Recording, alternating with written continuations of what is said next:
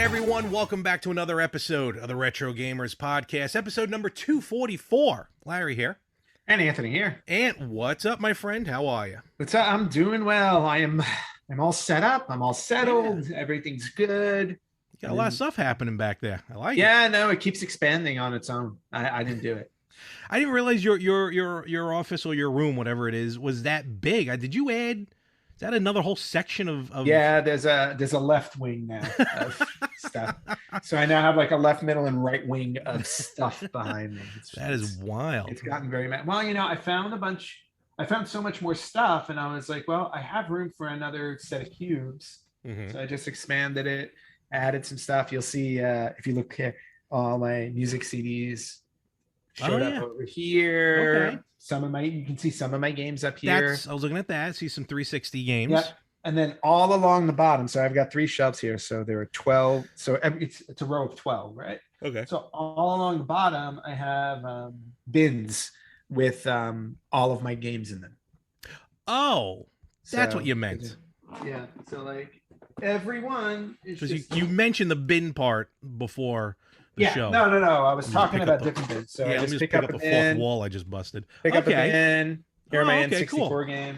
No. The other thing I told you about is that my consoles. Oh, that's what I was thinking of. Okay. My consoles are now separated. They're separated into clear plastic bins, and they each have their own. And they're labeled, and they're on shelves, and I can just grab whichever one I want and play. I feel like that's a combination of both just your cleanliness and a little bit of ADD. Guilty. Oh, maybe OCD. Excuse me, not ADD. OCD. Also guilty. Just throw them all in there. What else you got? Awesome. Well, looking good, my friend. Looking good. Glad you. If I had ADD, I don't think we'd ever get through an episode. This would just be, we'd be talking about stuff. I'd be like, "Ooh, crayons." You're exactly right, actually. So let's talk about crayons. Like what? Squirrel. Oh. So we got a good episode actually here ready for you. Yes. But before we get into that, which is very quickly, we don't know how long it's gonna go. We're just gonna go till we're done talking. That's what we always do. But a couple things. I got something to show off, and actually, Ant, you got something to show off. I do. And, yeah. So before you open the box, long story short, what's in the box? What's in the box? If only, right? Hey, stop looking. Damn it. Oh, I thought Gwyneth was in there. It's her goop. Whatever that website is. All right, I'm returning it. So, not too long ago, we celebrated our 5th anniversary. Yep. And, of course, on the podcast, you were ever so kind to show me up and present, which I haven't gotten yet, but that's besides the point, a 5th anniversary gift for the podcast. Yeah. Show it for you, one thing. Send it to you, totally different. And you could have brought it with you when you were in town recently. Well, I didn't. I wasn't thinking that far. So with that being said, of course, I wasn't going to let that sleeping dogs lie. Is that what they say? I don't know. So I reached out. You weren't going to let me. You weren't going to let me be better than you. No. In fact, I think this might actually make me better than you. Did you one up me? Maybe. I did maybe one up with one up. Yes. So I don't one up with me. Just one up me. I didn't allow you to do that. So I've seen, and we're gonna mention the location in a moment. I've actually seen them at a couple of different conventions. And she does some. This is actually. Well, you know what? Open it, and then I'll get into it. So this happy anniversary. All right. Well, I have to say you threw me because when I saw the label, I thought somebody else had sent it because you usually write sloppier than this. Oh, my handwriting is terrible. Yeah. No. I know, which is why this is so neat. So who did you get to write this?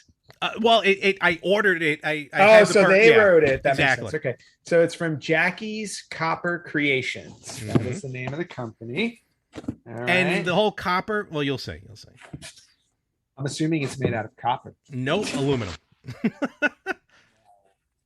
Oh, look, and there's a card. Because I thought you were going to open this separately. I didn't think you were just, like, randomly, you were just, I got a box, and you just showed me.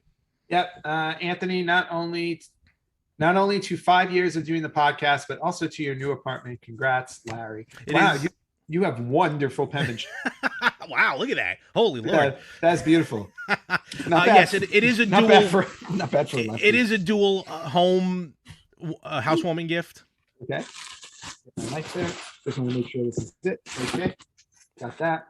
There's a lot of plastic here. Plastic wrap. Oh yeah, no, she does a good Bubble job. wrap. Yeah, look at that. That. Oh, look, she's got little arrows on here for the Yeah, tape. that's awesome. Very thorough. Maybe that was folded on the end. I was gonna maybe it was the beginning of the roll. No, As she put Anthony- little arrows on where to pull the tape and everything. Look And at here we that. go. She's Ready? she's a pro. She signed the back of it too. I Oh, didn't even did look she? on the That's front. kind of cool. So we got. Ooh, that's cool. I actually have not seen the finished product. Did you get one for yourself? No, I did not, and that's okay. Look at that.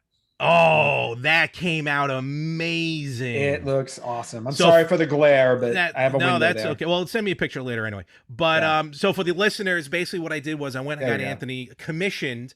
She does work with copper, hence That's her name. Beautiful. And she did basically our logo in copper, which on my end is a little. There you go. Boom. Anthony put it right up. Done. And you know, with my family history, kind of copper kind of fits into that. If you know, like what my dad did for a living and everything like that, that know kind what of your fits dad in. did for a living. What's the matter? I know what your dad did. Yeah. For a living. So, and like I said, I've seen her at a couple different shows with different artwork that she's done. In fact, I even bought a while ago. I did buy a piece that which was the Nintendo logo. Just very simple Nintendo logo in copper. Like she takes copper and she like somehow does something to it that like oxidizes it or something. But do you have her information there? I do. Yeah. It is Jackie's Copper Creations. You can go to JackieSteier.com, which is JackieSteier.com. You can also email her at JackieSteyerCreations@gmail.com. Facebook at Jackie's Copper. What's the camera icon? Oh god. Instagram. At Copper_Jackie, and Pinterest Jackie Loves Copper. We'll put links. And she threw in like a business card type of thing with kind of cool some stuff. amazing stuff. Yeah, she's got some. Look at the Nightmare Before Christmas. Yeah, Punisher on the back. Very nice. Oh, she's done some cool like Star Wars stuff as well. That's beautiful. I love that. Good. Thank you so Awesome. much. Nah, no problem. Like I said, happy anniversary and happy new apartment.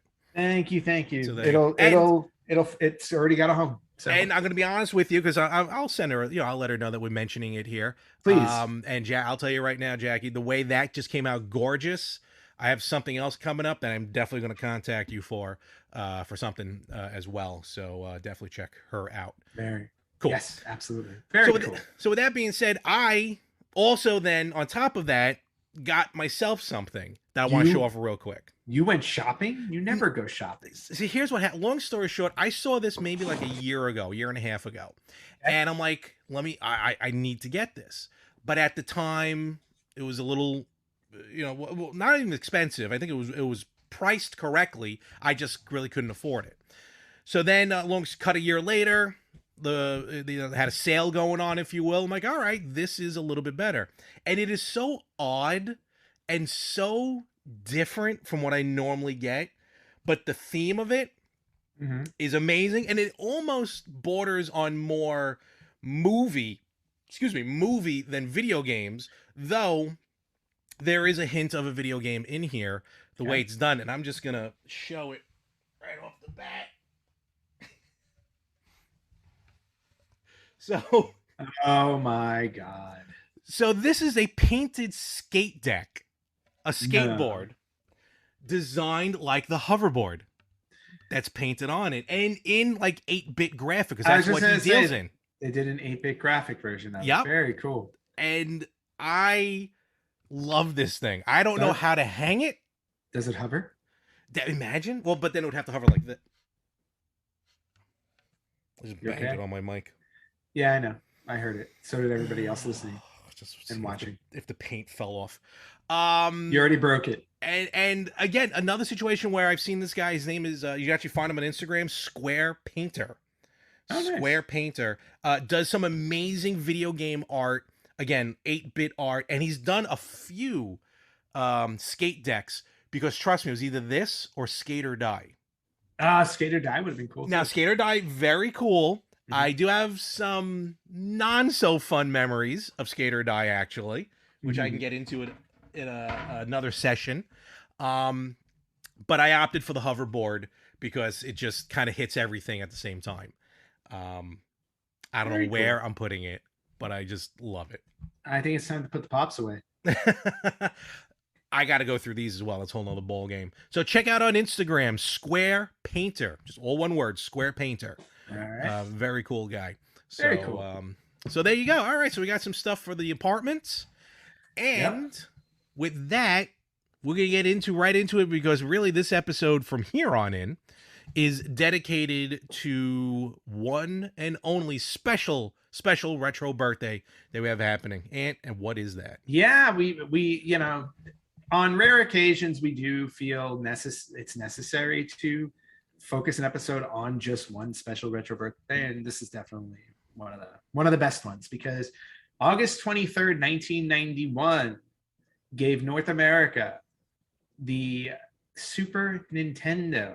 Yes. So 30 years ago. Absolutely. On Monday, August 23rd. So we are doing the 30th retro birthday of the Super Nintendo. And in general, I mean, it's really just to celebrate 30 years of what was arguably one of the best consoles to ever come out. I mean, it was the one that was front and center in the console wars with the Sega Genesis. I mean, there was no hotter moment in the console wars as it was then, because as the years went on, it didn't so much become a console war as opposed to everybody's got their own little apartment, and they're kind of all living peacefully now. I was like, but back then it was kill or be killed. So basically, yeah. So we are celebrating the follow up to probably the greatest console of all time, the Nintendo Entertainment System. Look, the NES brought us out of the video game crash. Yep. Honestly. And yeah, the Super Nintendo was just the next step. And as much as we're going to talk about some games, we'll talk about the hardware, we'll talk about a lot of stuff on here, including our memories. And, just first of all, when this hit, I was 11 at the time that this came out. You would have been what, 13 probably? I was 13. 13. So right there, like with the NES where we were kids and maybe we didn't have, I'm not going to speak for you, but at least for me, didn't have full control over it, probably because being children and, parents looking over us and, it was the 80s. So, basically, it was what it was, that we may not have been able to play as much as we wanted to play. But going into our teens or in our teens, for your sake, now we get a little bit more control. We get a little bit more freedom, quote unquote. Yep. I remember this system really being the first one in my room that I was able to play freely without having to ask, hey, can I get the TV and borrow so I could play Nintendo? Yeah. Nope, totally get that. I think for me, this was not the first. This was the second system that was in my room because at a certain point, the NES wound up in my room. Mm-hmm. So when I got the Super Nintendo, it just hooked up there. And wow, I mean, that's probably, when I started spending a lot of time in my room, and not for other reasons either. For this one specific reason, to play games. And because this was essentially the console also that we played as we both hit puberty. Basically, yeah. And like I said again, it's all about timing. And it just hit just right. But let's kind of get into the stats, if you will, of this wonderful system. I don't know if you have anything right there, right off the bat. I have a bunch of stuff. What I really missed out on here. Where did it go? Well, here, I'll mention this. So mention something really quickly because I lost what I was gonna first. The Super Nintendo, never to be called SNES. Never. SNES. The Super NES, Super Nintendo, of course, North America, August 23rd, 1991. Came out in Japan, of course, in 1990. The latest release of the system was in Russia, which got it in November of 94. Yep. The lifespan of the system. Now, here's what's weird. The lifespan of the system, I don't remember it going this long. And we're talking complete lifespan. Yes. So starting with the Super Famicom.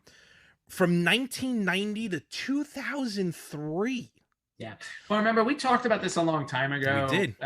In Japan, consoles always hung around longer because people just still played them. The NES in Japan, I think, went until like 2001.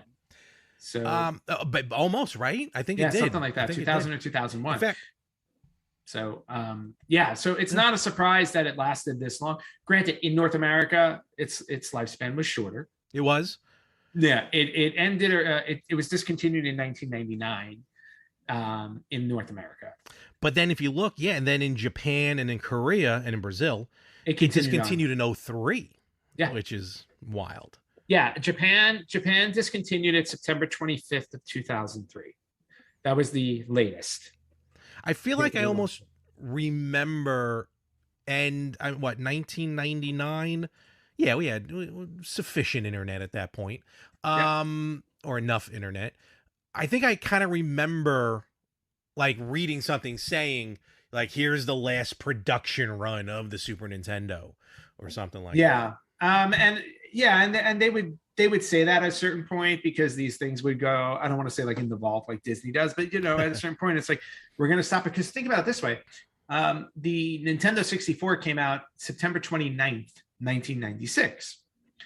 So the Super Nintendo lasted in North America, lasted a good 3 years before they discontinued it. It just showed the staying power of the system. Nowadays, like, well, with the exception of like today, because there's production issues, but like when PlayStation 3 went to PlayStation 4, they still made the PlayStation 3, but it was just really all about the PS4. True. I mean? True. No, I definitely hear that. It's easier to leave a previous generation behind. Mm-hmm. So but back then, like, they just kept plugging away. It's like, as long as people are buying stuff, we'll keep selling it. So make it the world go round. Yep. And then a few things about this Super Nintendo to throw out. You had mentioned a couple things in terms of its run and everything like that. But the launch titles for the Super Nintendo on August 23rd, 1991. Now, we're not counting Japanese launch. We're talking about North America. Yeah, this is the 30th of the North American launch, yeah. This is 30th of the North American launch. So there were 5 titles that came out when the Super Nintendo was released. And those titles were F-Zero, which I loved, but I can't play it anymore. I tried playing it. I just can't control the cars. F-Zero, Gradius 3. That was launch. I didn't realize that was launch. That was launch. Pilot Wings, the original Pilot Wings. I know you don't like those. I loved Pilot Wings. Sim City. I didn't realize that was launch as well. Wow. Yep. And last but not least, of course, Super Mario World. Of course. Yeah, Super Mario World, the iconic Super Mario World, which a few days ago, or an hour ago, as we're recording, I played Super Mario World on the Victims and Villains Suicide Awareness-a-thon for 2 hours, and it was the first time I had played it, probably since I had my Super Nintendo almost 30 years ago. I was being nice for Josh's sake on the chat. On his awareness-a-thon, I wanted to reach through and choke you because I'm like, I have forgotten everything. But it's Super Mario World. Like, I would have figured. Yeah. Don't get me wrong. I would have figured like the muscle memory would have absolutely kicked in, and you're running past stuff, and I'm like, what are you doing? Where are you going? And I don't play it every day. I do not play this game every day. I'm not kidding you. I played through that game once, beat it as a kid, and moved on. I never went back to Super Mario World. I've never gone back. So like literally I'm sitting there and I go, I know I can fly in these certain places and get stuff up in the sky, but I'm just not doing it. So I'm just going to keep going. I was literally like nothing. I remember nothing. I mean, did you get like the Star Worlds and everything? Not today. I meant like back in the day. Back then I did it all. Okay. All right. I did everything. At least you got that. Yeah, no. Stuff you may be missing. No. This time I was just like, well, I was also doing a live stream, so my goal was to see how far I can get. No, which is fine. I get that part. So I was just kind of going through without, like, I didn't even stop to do all the switches. I just did the first one. Yeah, no, So, but Super Mario World to me was obviously like, it was a phenomenal game. I remember, and I also remember plowing through it as a kid. Like that was it. Like when I first got the Super Nintendo. Super Mario World, and I think I got Super Mario World and F-Zero. Those are the only 2 games. Okay. So I basically spent all of my time in Super Mario World. A lot of time. I've done that too. Yeah. I remember. Yeah. And Super Mario. I mean, well, Nintendo and Mario go hand in hand. Of course. Don't get us wrong. But and we'll get into some more titles later on. But like I said, I didn't realize Gradius 3 because you're mentioning those 5. Yeah. Gradius 3, my love of shoot 'em ups and the Super Nintendo definitely for not owning a Turbo Graphics. The Super Nintendo, well, Genesis, as I learned later on, but the Super Nintendo definitely lent itself to a lot of shoot 'em ups. Yeah. Gradius 3, Super R-Type 3.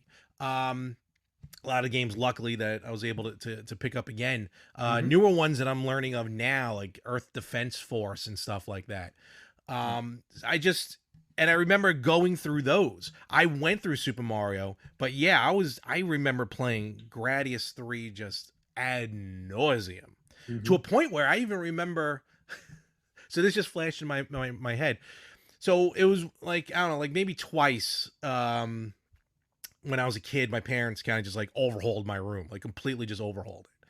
And there would be a point where like my TV was on the floor with the game systems, and I was basically living in a cot for like 2 weeks while they were redoing my room. Basically, it was like ROTC. And I remember I had to put temporarily, of course, everything away, all my stuff, all my toys. And I remember really the only 2 games I held on to. One of them was Gradius 3. I honestly cannot remember what the other one was, and I'm pretty sure it wasn't like Super Mario or F-Zero or even Zelda. But definitely Gradius 3 was. I would just literally be on the floor just playing it. Boy, I just popped back. Boy, that was a wild time. So yeah, like I said, Super Nintendo key to that era in our lives. Yes, absolutely. And speaking of which, launched for $199, which seems like chump change nowadays, right? Compared to what systems are going for. Units sold worldwide, sold 49.10 million units worldwide. I always find this part funny when you think it should do better in Japan. North America sold over 23 million units. Japan, just over 17 million units. Ah, interesting. Very interesting. Well, again, I also think at the time, I think they were really just they were still stuck on the Nintendo. No, that probably just also, I think we just have more people and the population difference, I think. That's a good point. Could be. The Super Nintendo, which I never experienced. I don't know if you ever experienced, but the Super Nintendo was able to go online. Yep.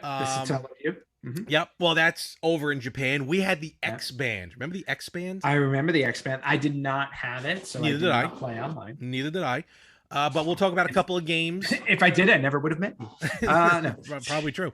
A couple of games that the Satellaview had that actually I have and you have a couple ROM hacks of that we'll get into. But this 30 years with all these, 2021. It's really weird because 2021 has a lot of these like 15, 20, 25, 30, 35 anniversaries. Yeah, we're hitting a lot of them this year. A lot of them are this year.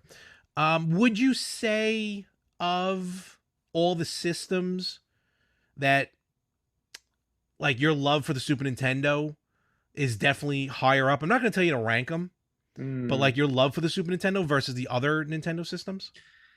Versus the other Nintendo systems. Systems, yeah. Yeah, I mean, like when I look at Nintendo, I mean, it's basically the first 3 are my top 3. It's like NES, SNES, and then 64.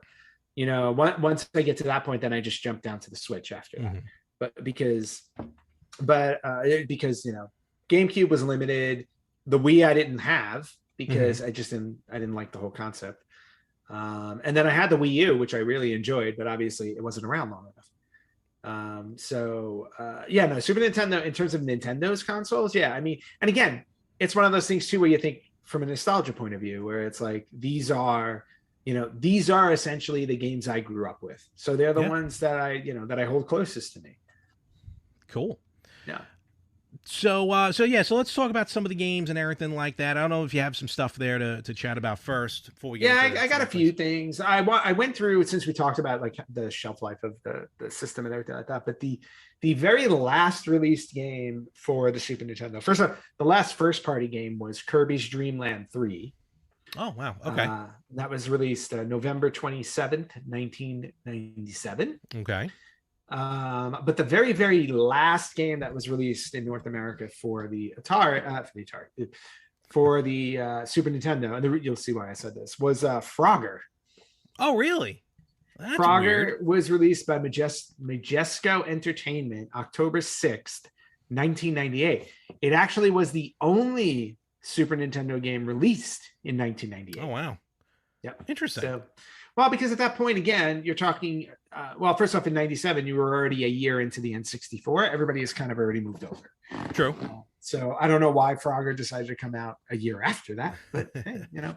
And then also, if you look at like the list of games for the Super Nintendo, there are a ton of games that were released in Japan that were forget about it. It's insane what I'm learning about now for Japanese games is ridiculous. Well, and not just Japanese games, there are PAL games that were released in Europe that we never got. You know what, you're right. I think because I have on order right now through Castlemania, I have a game called Undercover Cop. Yep. Which is a physical release on a Super Nintendo cartridge. Yep. Of a game, and I'm pretty sure because I mean, like, you know, our friends at Limited Run have put out Super Nintendo cartridges. Just recently, they put out Zombies Ate My Neighbor and Ghoul Patrol on SNES carts, which I ordered. And but I think Undercover Cops, which is like a beat 'em up akin to Final Fight, I'm pretty sure was PAL only at the time. Yeah. So now, that's Undercover Cops.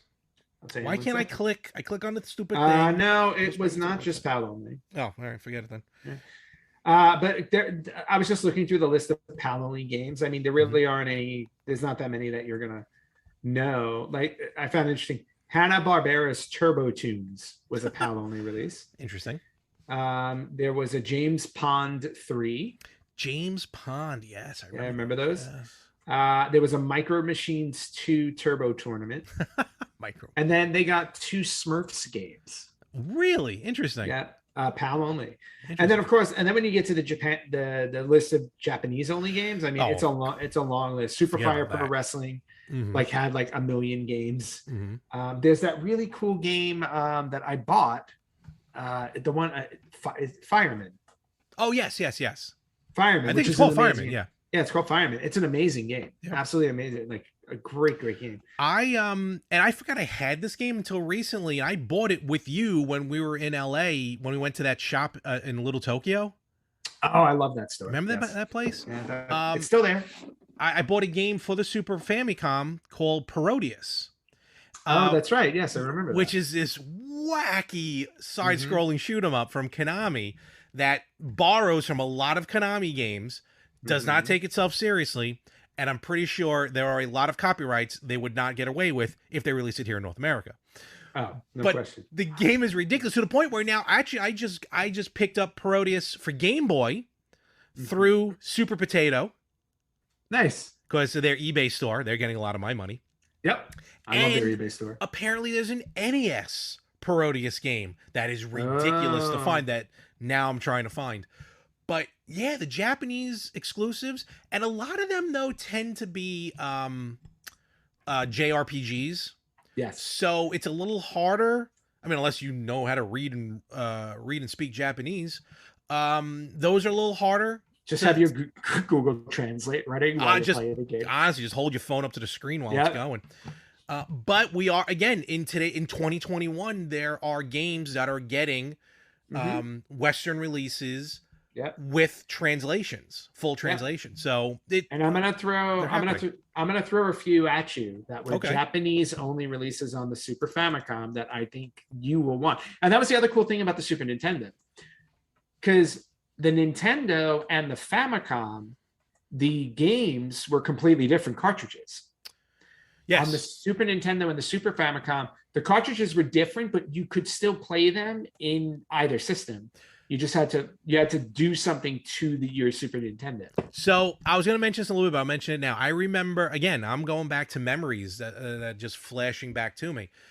I remember renting a Japanese a Super Famicom version of TMNT4 Turtles in Time. Don't ask me why, but the local rental store, back then, kids, you went to a store to rent a movie.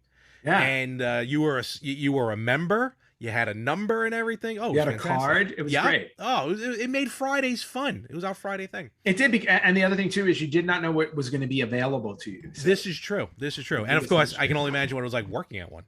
Oh, it was fun. So I remember for some reason I got to do whatever I wanted. For some reason they had my camera. Sorry, guys. Again, the Super Famicom version of TMNT4, which I found odd.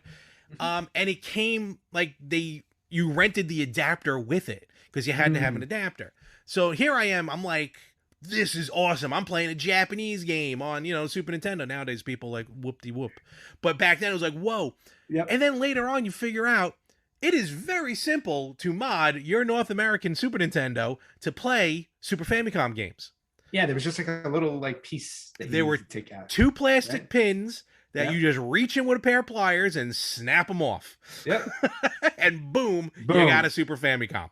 Yep, which is great. Of course, totally. To own a Super Famicom. So which is very cool. Do I? Yes. No, I do not have one. I don't think you asked me to get you one. No. Those back then, not as much. Now that I got the analog systems, different ball game. Totally different ball game. I'll let you know next time I hit Asia. Well, to be honest with you, I am looking for a Famicom disk system, which will plug into the analog. Oh, well, then I can always pick you up one because I have one. Yes, you do. So just a few Japanese games that I think you would personally want to keep an eye out for. And also, I want to keep an eye out for these. Well, good thing Super Potatoes on eBay. Yeah. Super Back to the Future 2. I have a copy of that. There you go. Do I have trying to think if I have I definitely have a Super NES ROM version. There was a Mario and Wario Super Famicom game that I own. Have you played it? I've heard about this. I'm not. And I heard it's not bad. Okay. There was a Sailor Moon. Sailor Moon. There was a Sailor Moon Super Famicom game. Okay. There was a Super Famicom game based on the Thunderbirds. Do you remember the Thunderbirds? Oh, the old animatronics? I think so. Yeah. Oh wow, that's so cool. You got that. You said Thunderbirds for a minute. I thought Silverhawks. I wished it was a Silverhawks game. Where are my Silverhawks? Tell me you have Silverhawks. I have it on. I have the first season on DVD. Oh, okay. I think meant like an actual figure or something. Oh God, I should buy them on eBay. I had the whole set with the plane.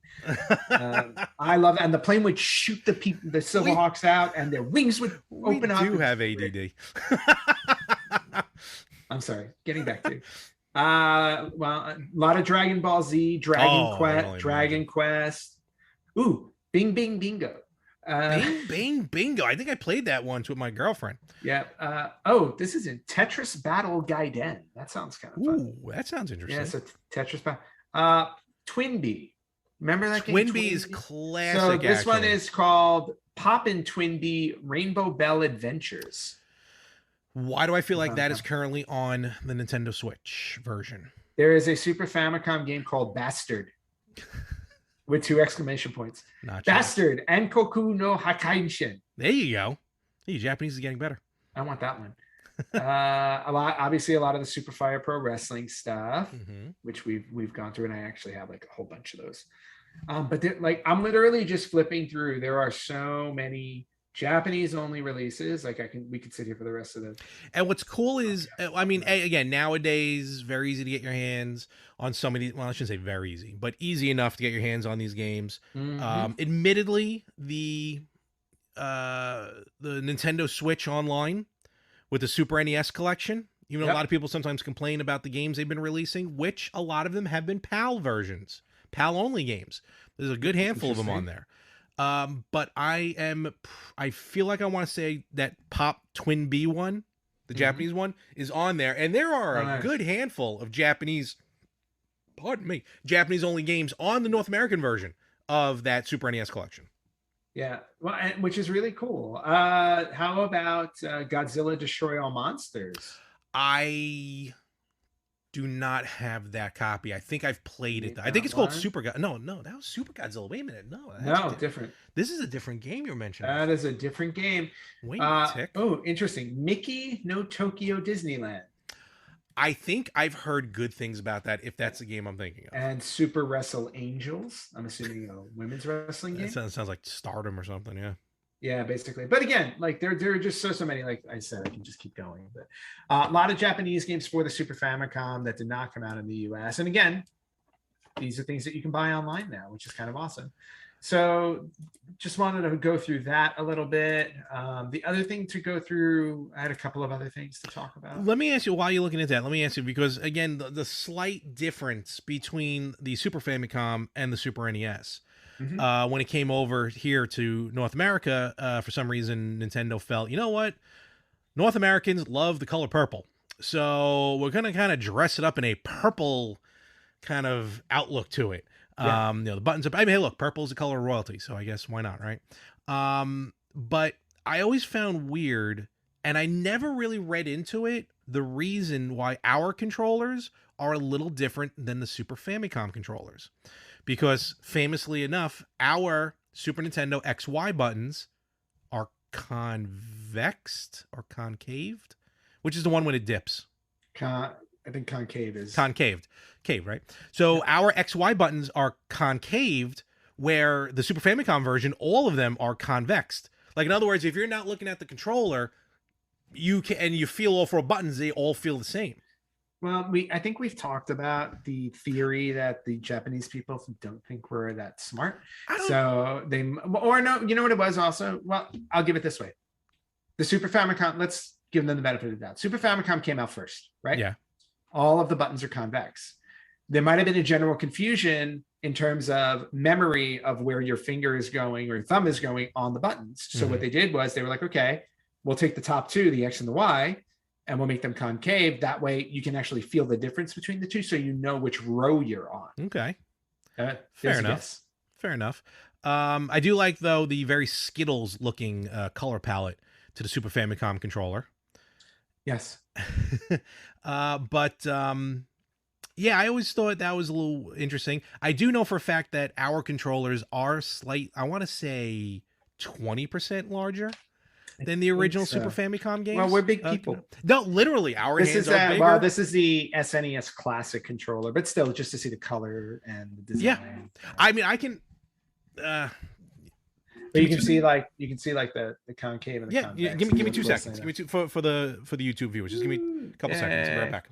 All right, Larry's going to step away because he thinks he knows where he put something, and Lord knows that's never always true. So just going to have to wait and see what he comes back with. And we'll also talk about, when Larry gets back, how Super Nintendo was the first console that the two of us played together, because we met in high school and it was at the height of the console wars. So, Larry, what did you grab?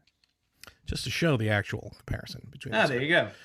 So we got the Super Famicom over here, very Skittles color-like, and then the Super Nintendo with the palette, and then as you can see, again, nothing new to some. Oh, you can't see it that way. Yeah, but nevertheless. But I think also the for the Super Famicom one, maybe originally what they thought is, if the buttons were different colors, players can know which buttons do what. However, when you're playing a game, you're not looking down at the controller; you're looking at the screen. So this is very true. Also, and I don't know what you were talking about while I was away, but just got to mention real quick, to go from 2 buttons to 6. That was a big jump. That was a big jump at the time. That was think they'd go 4 first. You would think, but they realized that they needed more than that. So apparently, I mean, think about how many buttons we have on our controller today. 6. Oh my god! Hello, GameCube. Can't remember it. Yeah, 6 is absolutely nothing. But no, what I was talking about while you were away was how I was saying that we would talk about how we met in high school, so we met at the height of the console wars. So it was really all about the Super Nintendo and the Genesis. When we were first gaming together. Yes. So, and at the time, you were very much a Nintendo snob. Like, you were a Super Nintendo snob. I enjoyed. No, I know, but I just remember that very, very well. Like, because I had both systems. I eventually did get a Genesis. But I just remember you were the diehard, like, Super Nintendo, like, nothing Sega's doing is good. Like, even though you didn't play them, you didn't have them, it was that blind faith in Nintendo. Look, you got to choose a side. You got to choose a side, and then you carry that flag, and that's where you plant your flag. And I planted it with Nintendo, though. Yes, eventually I would go Genesis, but still, Nintendo will always have the number one spot in my heart. Of course, you were a snob. No, you were a snob. And you've used this word many occasions. I have on this podcast, and you know what? I wouldn't use it if it wasn't true. It's not one of those things. It's just that like you have that sense of loyalty that you throw behind a company, and you kind of stick with them. Oh, brand loyalty! I am all about brand loyalty. Yeah, no, you are really all about brand loyalty. I'm brand fluid, so it's whatever strikes my fancy. Whatever works for me. I'll drive 10 miles on 8 miles of gas to get to a speedway if I have to. All right. There you go. See, not my style. Not my style at all. But again, talking about like just some of the games that we used to play together, Mario Kart obviously was a no-brainer. And then all the WWE games, Royal Rumble, Raw, we played those ad nauseum. We should have did we ever break out a 4-player tap? I don't know if we ever did. What's Tapper, whatever they call that thing? N64, obviously we did. Well, that was easy enough, yeah. Yeah, it was easy, but I don't remember doing it for Super Nintendo. Maybe not. I remember doing it for PlayStation. Yes. Breaking out the 4-player tab. I remember that. Not Super Nintendo. Okay. Because again, it was generally at the time, there wasn't a large group of us playing. So we would just take turns. True. I mean, I think 3 maybe, but yeah, by the time it was 4 or 5 of us, and then by the time our group just exploded, Super N64 was out. We were in N64. Yeah, we had PlayStation. So, true. So no, I don't think so with Super Nintendo. But again, we did play a lot of multiplayer games, which was awesome. Mm-hmm. Or the ones that they had. At the time, because again, like even those were kind of limited. Yeah, they were. But like you were saying though, like how the N64 kind of expanded on the multiplayer by allowing right off the bat four controller ports. Still kind of like that one-on-one feeling, like to play against just one other person. Always a bit of a nostalgia feel to that. Mm-hmm. And I think, like you even said, maybe Raw was the only 4-player game really that we had. That we were playing potentially, because I don't think we really were into NBA Jam or anything like that, even though that was 4-player. No, not at the time. Actually, now that I think about it, have I ever really truly played a 4-player game on a Super Nintendo? See, I remember playing 4-player games on the Nintendo. I do too, which is funny. Yep. And odd because I didn't have that many friends.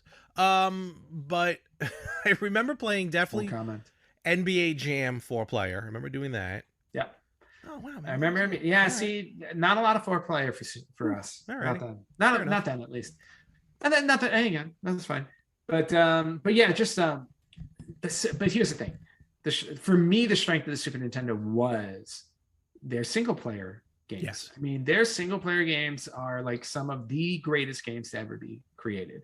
And if you have not played some of these Super Nintendo games, you are definitely missing out on some instant classics. They were instant classics. Some of them redefined, games. They invented genres. I mean, Nintendo was like on a roll back then. No, totally, absolutely. It's almost as if you have like a list or something. It almost is. And funny you should bring that up because I'm gonna read off really quickly the top 10 Super Nintendo games of all time based on IGN's list, IGN.com. Okay. They always do these top 100s. So just to round off just to sound off on the top 10. And then right after that, I'm going to follow with the top 10 best-selling Super Nintendo games of all time, because they're going to be very similar. Really? Okay. Yeah. So IGN's top 10 for the Super Nintendo. Number 10, Super Mario RPG, Legend of the Seven Stars. Okay. The game that should have had a sequel by now. You can kind of say Mario and Luigi on the Game Boy Advance and DS. Super Mario RPG was fantastic. Unbelievable experience. It was something where I was like, when that game came out, I was like, my first reaction was, how are they going to do an RPG with Mario? It doesn't make sense. That's not where Mario belongs, right? My brain was kind of there. And then you just play through like the first 10 minutes, you're like sucked in immediately. Like, boom. Oh my God, this is great. I'm shocked how it's not part of that Switch Super NES lineup. It is not on there. Which is crazy. Insane. It should definitely be on there. It's on the classic, but it's not on the Switch. Yeah, absolutely amazing game. Also, also introduced two characters that we've really never seen in any other. You don't let this one die, do you? I will never let it die. Well, I'll let Malo die. Malo can die. I'm okay with losing Malo. But my boy Gino, that guy, like I loved him in that game. Like as soon as I had him, I used him the rest of the game. I did not care. I was like, Gino, FTW. Okay, there's my language right there. Gino was the best, and awesome. I really want Gino to come back. Okay. I think it was, but there was a weird licensing thing with him, and I don't understand. Because Square put out the game. Yeah, that's what it was. I think because Square created Gino, it's a Square character, something like that. I think anyway, that's number 10. Okay. Number 9, Star Fox. Again, this is where Nintendo first really started playing around with 3D. We talk about the N64, obviously, the first 3D console, sort of, even though like Sony PlayStation kind of did it as well. But like that's when we really jumped into 3D. But Nintendo was playing with it before in the previous generation. I mean, Star Fox was one of them. Star Fox, the only thing I remember with the commercials and the ads for Star Fox was the Super FX chip. Super FX chip. That gave it that look. And, funny, again, nowadays, if a game came out like that, you would think, it doesn't look good. Back then, incomplete. Those polygons were all the rave. Yeah, well, because not only that, it's like it literally puts you in the driver's seat where it's like a game like that was something that you only saw in the arcade. And now all of a sudden you're just getting, this one's only available on a console. So completely revolutionary. Yeah. Number 8 on IGN, Super Mario Kart. Again, amazing. There's not much you can say about this except Nintendo invented the go-kart genre. It really did. Essentially. And it's funny, you said in Super Mario RPG, like, how can you put Mario in an RPG game? How the hell are you going to put Mario in a kart racing game? In a racing game. Yeah, no, they did it. They said, hey, this could be fun. And again, you got that perspective where you're behind the car. So again, it was that FAW 3D perspective you were getting, which was great. So Super Mario Kart's number 8. Number 7 is the one game on the top 10. One of 2 games on the top 10 that I have not played at all. Okay. Super Mario World 2, Yoshi's Island. You never played that, really? I never went back to the Mario World after the first one. Fair enough. No, that game was good. I mean, it led to a bunch of more games after that with the Yoshi's Island and Yoshi's Story and stuff like that. But I remember that game. The only most annoying part though is that part whenever you lose Baby Mario and you just hear the entire time until you get him back. But beyond that, the game mechanics, the gameplay, and the fact that, you're just shoving egg after egg after egg out of poor Yoshi to use as weapons. You had to take a break every now and again. Probably why you had a different color Yoshi at the end of every board. I can understand that. He was exhausted. All right. Number 6, Super Street Fighter 2 Turbo. Yes. When the first one came out, you're like, all right, Street Fighter 2, and then, the 12 other variations of Street Fighter 2. Championship Edition, and so on and so forth. But Turbo, I feel like Championship Edition Turbo or whatever, was always like the pinnacle one of that before they went to Super Street Fighter 2. And they added 4 new characters. Because once they sped it up. Yep. I mean, that was it. And was like, oh god, this game's amazing. For the Super Nintendo, before Genesis got a 6-button controller, this was the only way to play a fighter on a home console. Exactly. Genesis kind of they messed up in the beginning on that. They were late to the party, yeah. Yep, a little late. Number 5 is the first Super Mario World. Fair. Wow, really? I would have thought that. Okay. I thought it would have been higher too. And we talked about Mario World earlier. Excellent. Number 4, Final Fantasy 6, which, if I'm not mistaken, in the US was actually Final Fantasy 3. There was a bit of a... Oh, was there ever? Yeah, there was a bit of a mess with what happened with Final Fantasy. Okay, yeah. So, but Final Fantasy 6 is number 4. Right, number 3... double check that. Okay. Double check that. Number 3, Super Metroid, which I really need to go back and finish because I started it on the Super Nintendo, my mini, my classic. Real quick, yeah, it is our Final Fantasy 3. Right, Final Fantasy 6 in the US was 3. Right, in Japan. Super Metroid, yes, with Yes. Metroid Dread getting ready to drop in a couple of months. Yep. And again, not because I hate it, but I just every time I go to start Super Metroid, just something else comes up and it goes to the wayside. But I get into it, and hopefully I'll be able to sit down and get through it. 'Cause Super Metroid, I heard, is probably one of the best games, period. Yes. And I never really got to it. So yeah, well, there are 2 more best games, period, on the IGN list. Number 2, Chrono Trigger, and holy moly, that's your favorite. Amazing. Oh man, absolutely love it. There's only one game I like better than that on the Super Nintendo, and it's number 1 on this list. What could it be? But Chrono Trigger, yeah, absolutely. Like, you know, first off, playing through a game of that magnitude and getting like there were like 10 different endings. I mean, so based on what you did during that game, like you could get a completely different ending than your friend did. So it was kind of cool. Number 1, of course, Legend of Zelda: Link to the Past. Unbelievable. Could not ask for a better game. And do not make that noise. You should never make that noise. Oh, that's right. I forgot about that. Especially when I have it right here. If you can hear that. Legend of Zelda: Link to the Past, number 1, and rightfully so, because if you have not played Legend of Zelda: Link to the Past, you're missing out on one of the greatest adventure games ever made on any console. Oh, totally. Yep. Totally. So, and then we're going to switch over now, like I said, to the top 10 best-selling games. Yeah, I'm curious how that's going to go compared to the list that you just gave. Yeah, it's pretty close. So, number 10, Star Fox. Okay. 4 million units. Oh, wow. Okay. Number 9, Street Fighter 2 Hyper Fighting. Okay. Not Turbo, Hyper Fighting. I forget what order they all came out, but okay. 4.1 million. Okay. Number 8, Super Mario World 2 Yoshi's Island, 4.12 million. Ooh, okay. Number 7, and kind of low, in my opinion, Legend of Zelda: Link to the Past, 4.6 million. Really? Zelda games did not always get that high on the list, and I didn't understand why. That's interesting. Some of the best. Number 6, Donkey Kong Country 2, Diddy Kong's Quest, 5.1 million. Okay, I can kind of see that. Yep. Number 5, Street Fighter 2, The World Warrior. That was the first Street Fighter game. 6.3 million. Nice. Number 4, Super Mario Kart. Okay. 8.76 million. That's a jump. Okay. Yep. Number 3, Donkey Kong Country. 9.3 million. I mean, just real quick to talk about Donkey Kong Country, those graphics, those 3D graphics, it looked like a completely different. It looked like a system from the future should have been playing it. Well, it basically looked like an N64 game. You're right. 2 years before the N64 came out. Absolutely. So what Nintendo was able to do there was just amazing. And if you've never played the Donkey Kong Country series, check it out. Mm-hmm. Number 2, and this doesn't surprise me at all either, because Nintendo, again, they know how to sell nostalgia. You will buy the same game for Nintendo over and over again. Number 2, Super Mario All-Stars, 10.5 million. To be fair, it had 1 new game in it. It had 1 new game to us, and it was the first time really that we saw some old games get a graphical upgrade.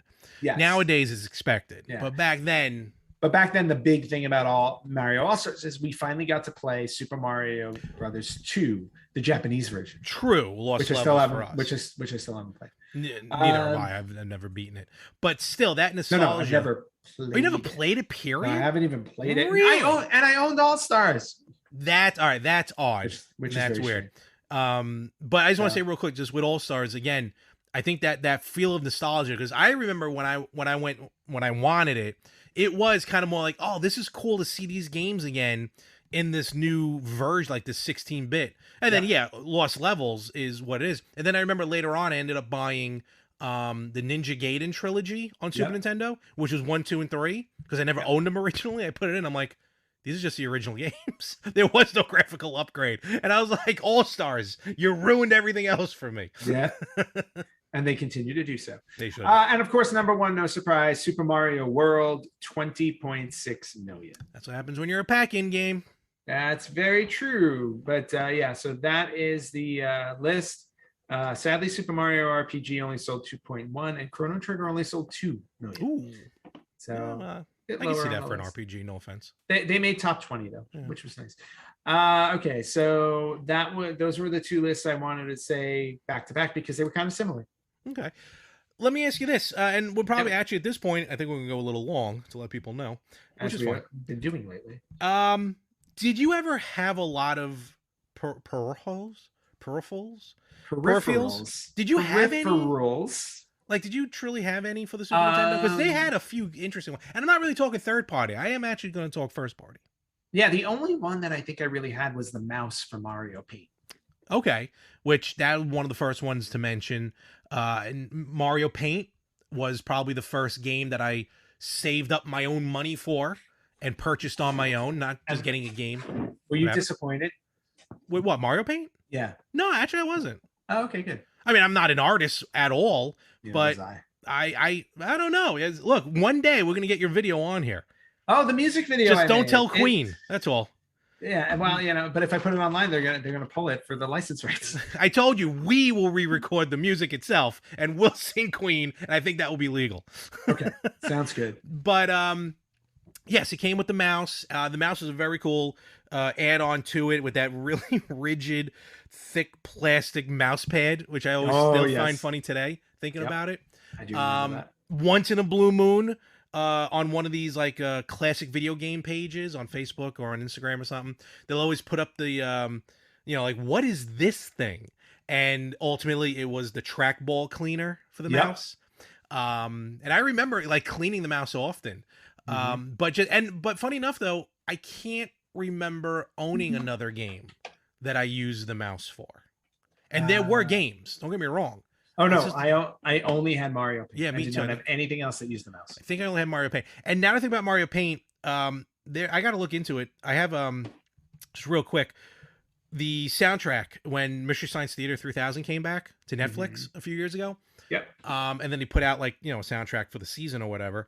There was a version of the theme song that I am, even though they don't mention it outright, I am like 97% sure they did it on Mario Paint, because like you hear the dog bark, you hear like that like couple of squeaks or whatever in the music portion of Mario. You should ask them. I don't know why I never really went back and look into it. Yeah, I gotta go. Shoot them an email and be like, hey, definitely. But yeah, the mouse was one thing. As much as the Super Nintendo was the jacked up big brother of the Nintendo, so did the gun have to be. The NES just had a normal zapper. The Super Nintendo had to have a bazooka. The Super Scope. Super Scope. And the Super Scope 6 cartridge. I did not like the Super Scope. I did not have the Super Scope. I was not crazy about the Super Scope. You had the way you had to set it up, almost like you had to set it up like a like the Power Glove. You had to put sensors around the TV and everything. Oh, it's just such a hump. But no, never worried about it because I never had it. And to me, the greatest first party peripheral for the Super Nintendo was me actually truly trying to say that word correctly. Was the Super Game Boy.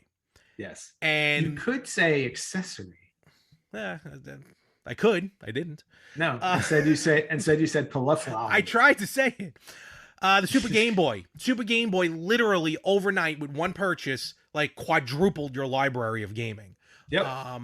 And forget about just the Super Game Boy games that were available. I took advantage of it, like with the custom colors and custom borders.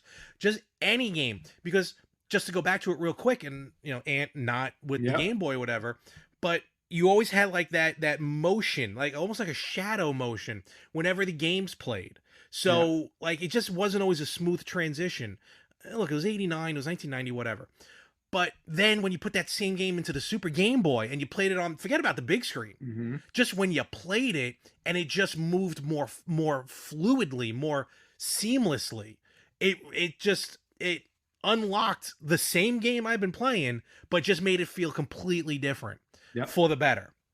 So Super Game Boy is always cool. I've actually been eyeing a Super Game Boy 2 on eBay, which really just, long story short, kind of matches the processing speed to what the Game Boy was, because Super Nintendo was actually a little less, even though I never noticed that.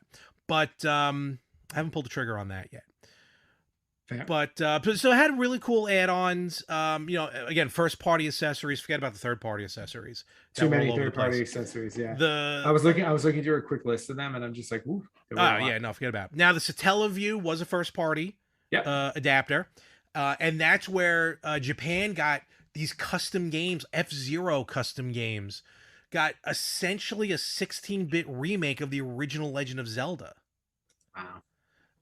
Which I think you own. I think it's Legend of Zelda BS Maps 1 and 2. I think I got you a copy of that. Okay, I gotta look. I don't know if I have that. Because Parallel Worlds is just a I have Parallel Worlds, yes. That's just a straight up homebrew. Yeah. That got the system online. But let's call it like it is. There was one adapter that Nintendo was looking to do that they ended up pulling the plug on, which ended up going to another company and ended up becoming one of the most successful video game systems of all time. Because if it wasn't for Nintendo saying, nah, we're going to pass on Sony's CD-ROM add-on to the Super Nintendo, and Sony said, screw you guys, we're going home, and they created the PlayStation. So if it wasn't for the Super Nintendo, you wouldn't have the PlayStation. No. If it wasn't for Nintendo rejecting Sony, you wouldn't have the PlayStation. Maybe, who knows? Maybe Sony wouldn't have ever thought of stepping into the realm of gaming. Well, no, Sony. Honestly, if it did really well on the if the Super Nintendo CD add-on had done really well, had they gone through with it, I think Sony would have just been like, hey, you know what? We can just do it on our own. I don't know. That's a conversation for another time. Absolutely. But yes, one of the biggest accessories to that Nintendo turned out to be probably something that bit them in the end. Yeah, basically. So, and then with that, of course, just so much other love and the years, the Super NES does tend to age like cheese, because one of the other fun good or bad cheese. No, basically, one of the fun facts about the Super Nintendo is, the reason why, and now we know, but how so many of them over time just turned yellow. Yes, they did. Which is always a weird thing. And only certain parts of it turned yellow. Not all the gray parts turned yellow. No. It ended up being because there was a fire retardant thing that was on the Super Nintendo, which over time just deteriorated and turned yellow. Yeah. Very easy actually to get it back. You just put some like ultraviolet light on it or something overnight, and it does away with all the yellowing. It's crazy. Oh, that's really cool. I mean, it's probably more to that, but it's simple. Cool. But yeah, you see a lot of these old systems that are just so yellow. It's like, wow. It's like why? It's like the Super Nintendo smoked 4 packs a day. I have respect for them.